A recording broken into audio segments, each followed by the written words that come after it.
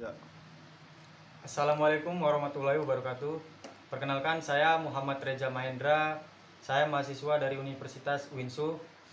Saya kelas AKS 1D yang ingin mengerjakan tugas UAS tentang meresensi buku Ulum Al-Quran. Buku ini diciptakan oleh Profesor Dr. Andus Rosihon Anwar MAG, Master Agama. Dan buku ini untuk UIN, SETAN, dan PTIS. Disusun berdasarkan kurikulum terbaru nasional perguruan tinggi agama Islam.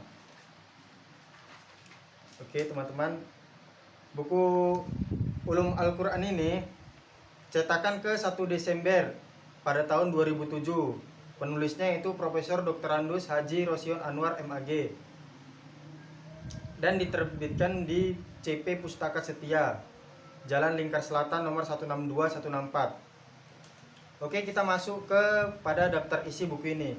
Pada bab 1, buku ini membahas tentang ulum Al-Quran dan perkembangannya. Yang dibahas itu tentang pengertian ulum Al-Quran, ruang lingkup pembahasan ulum Al-Quran, cabang-cabang pokok bahasan ulum Al-Quran, dan perkembangan ulum Al-Quran. Kalau teman-teman ingin membacanya dan ingin mengetahui lebih dalam, teman-teman bisa membeli bukunya, yaitu buku ulum Al-Quran. Dan pada bab 2, buku ini membahas tentang sejarah turun dan penulisan Al-Quran. Yang dibahas dari bab 2 yaitu pengertian Al-Quran, hikmah diwahyukan Al-Quran secara berangsur-angsur, dan pengumpulan Al-Quran, jam Al-Quran, dan rash Al-Quran.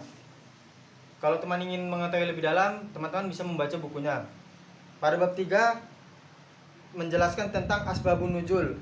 Yang dijelaskan dari asbabun nuzul yaitu pengertian asbabun nuzul, urgensi dan kegunaan asbabun nuzul, cara mengetahui riwayat asbabun nuzul, dan macam-macam asbabun nuzul, serta kaidah al-ibrah.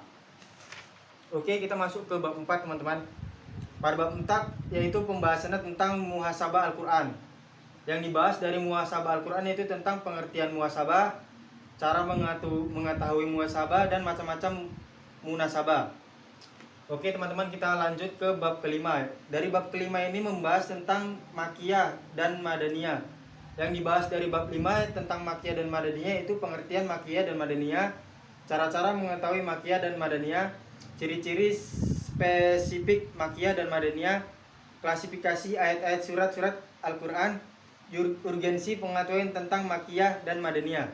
Oke teman-teman, kita lanjut kepada bab 6. Pada bab 6 akan membahas tentang muhkam dan mutasabbi.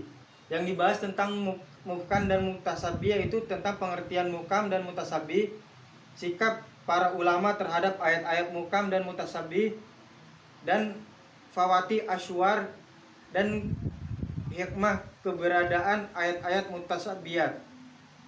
Kalau teman-teman ingin mempelajari lebih dalam, teman-teman bisa membaca buku Ulumul Quran. Oke teman-teman, kita lanjut pada bab 7. Pada bab 7 ini membahas tentang qiraat Al-Quran.